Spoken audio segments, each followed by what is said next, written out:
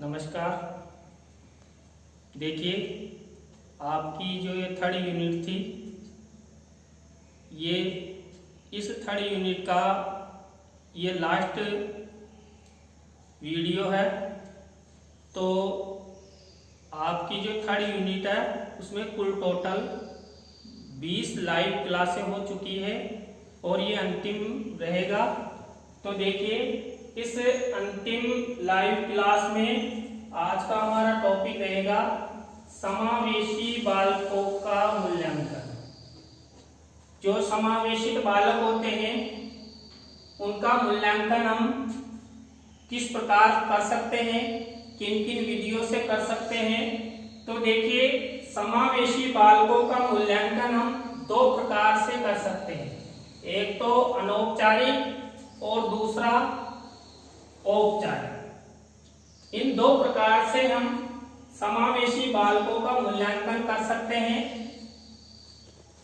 तो देखिए, अनौपचारिक मूल्यांकन में पहला है पाठ्यक्रम पर आधारित मूल्यांकन। जो समावेशित बालक होते हैं, जो उनका पाठ्यक्रम होता है, उस पाठ्यक्रम पर आधारित मूल्यांकन के माध्यम से हम उन बालकों का मूल्यांकन कर सकते हैं। और देखिए, पाठ्यक्रम पर आधारित मूल्यांकन सामान्य विद्यार्थियों का भी होता है और समावेशित विद्यार्थियों का भी होता है। लेकिन जो समावेशित बालक होते हैं उनका पाठ्यक्रम थोड़ा, जो सामान्य विद्यार्थी होते हैं उनसे थोड़ा सा रिलीफ यानी हल्का होता है, उनकी सुविधा के अनुसार होता है। तो पाठ्यक्रम पर आधारित मूल्यांकन किया जाता है। उसके बाद साक्षात्कार। देखिए, जो समावेशित बालक होते हैं उनका साक्षात्कार कर भी हम उनका मूल्यांकन कर सकते हैं। देखिए, कई बार ऐसे समावेशित बालक होते हैं जिनमें उनमें विशिष्टताएं ज्यादा ही होती हैं, वो लिख नहीं सकते। तो उनको साक्षात्कार के माध्यम से हम उनका मूल्यांकन कर सकते हैं। नेक्स्ट है प्रश्नावली। देखिए, जो कई विद्यार्थी ऐसे होते हैं जो साक्षात्कार नहीं दे सकते और तो उनका मूल्यांकन प्रश्नावली के माध्यम से किया जाता है। इस प्रश्नावली में अध्यापक द्वारा एक प्रश्नों की एक सूची बनाई जाती है, प्रश्न पत्र बनाया जाता है।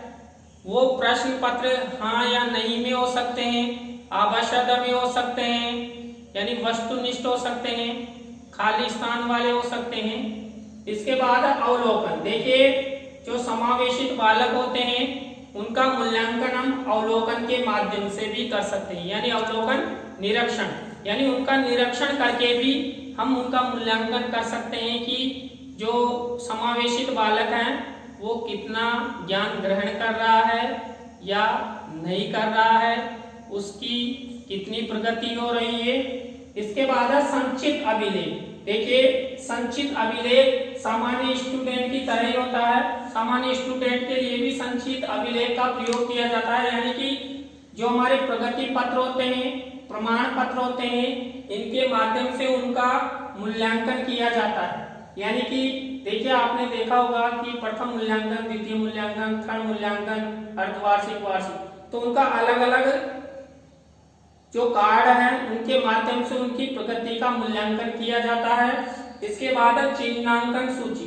देखिए, जो अध्यापक होता है कुछ विषयों को चिन्हांकित कर देता है और उनके माध्यम से, उन टॉपिकों के माध्यम से समावेशित बालकों का मूल्यांकन किया जाता है। अधिन्यासों द्वारा परीक्षा। देखिए, अधिन्यासों द्वारा परीक्षा का अर्थ ये है कि ये परीक्षा अध्यापक के निर्देशन में बच्चों द्वारा घर पर ही दी जा सकती है और बच्चों को कुछ टॉपिक दिए जाते हैं जिनके माध्यम से बच्चे पत्र पत्रिकाओं या समाचार पत्रों या अपने अभिभावकों या अपने कोई मित्रों से पूछकर उन परीक्षाओं को देते हैं जिनके माध्यम से बच्चों का मूल्यांकन किया जाता है। तो इस प्रकार अनौपचारिक रूप से समावेशित बालकों का मूल्यांकन किया जाता है। अब देखते हैं अनौपचारिक रूप से जो समावेशित बालक होते हैं उनका मूल्यांकन किन किन विधियों से किया जाता है। पहला है उपलब्धि परीक्षाएं। देखिए उपलब्धि परीक्षण होते हैं जिनके माध्यम से बच्चों ने कितना ज्ञान ग्रहण किया, कितना नहीं किया। कई प्रकार के उपलब्धि परीक्षण चलते हैं जिनके माध्यम से हम बच्चों की परीक्षाएं लेते हैं और उनकी उपलब्धि का ज्ञान प्राप्त करते हैं। इसके बाद अभिरुचि तथा व्यक्तित्व की परीक्षाएं। देखिए हर बालक में अपनी अपनी रुचि होती है, अपना अपना व्यक्तित्व होता है और उस अभिरुचि और व्यक्तित्व के हिसाब से बच्चे का मूल्यांकन किया जाता है। मान लीजिए कई बालक ऐसे होते हैं जो लिखित परीक्षा देना नहीं चाहते, उनकी रुचि नहीं है, तो उनको मौखिक परीक्षा के माध्यम से या उनके व्यक्तित्व के हिसाब से या उनकी विशिष्टता के आधार पर मूल्यांकन करना चाहिए। इसके बाद निदानात्मक परीक्षाएं। देखिए जब हम उपलब्धि परीक्षण लेते हैं उन उपलब्धि परीक्षणों में एक अध्यापक को पता लग जाता है कि फला समावेशित विद्यार्थी में ये कमियां हैं, तो उन कमियों को निदानात्मक परीक्षाओं के माध्यम से दूर किया जा सकता है। मान लीजिए कई विद्यार्थी हैं कि घर पर उनको फुल सपोर्ट नहीं मिलता है, घर वाले पढ़ाना नहीं चाहते या कई प्रकार अफवाहों के पढ़ने नहीं देते हैं, तो शिक्षकों के माध्यम से या अपने सहपाठियों के माध्यम से उनको निदानात्मक रूप से उनकी परीक्षाएं ली जा सकती है। इसके बाद लास्ट है बुद्धि परीक्षाएं। देखिए आपने देखा होगा कि विद्यार्थी प्रतिभाशाली भी होता है और मूर्ख भी होता है, औसत भी होता है। तो इन बुद्धि लब्धि के आधार पर उनकी परीक्षाएं ली जाती है। प्रतिभाशाली स्टूडेंट है तो उसके हिसाब से परीक्षाएं ली जाए, या मूर्ख है या थोड़ा सा पढ़ने में कमजोर है तो उसके हिसाब से ली जाए, या औसत बुद्धि वाला है तो उसकी उस प्रकार परीक्षा ली जाती है। तो इस प्रकार ये समावेशी बालकों का मूल्यांकन किया जाता है। तो देखिए आज आपका जो 3rd यूनिट है वो कंप्लीट होता है। धन्यवाद।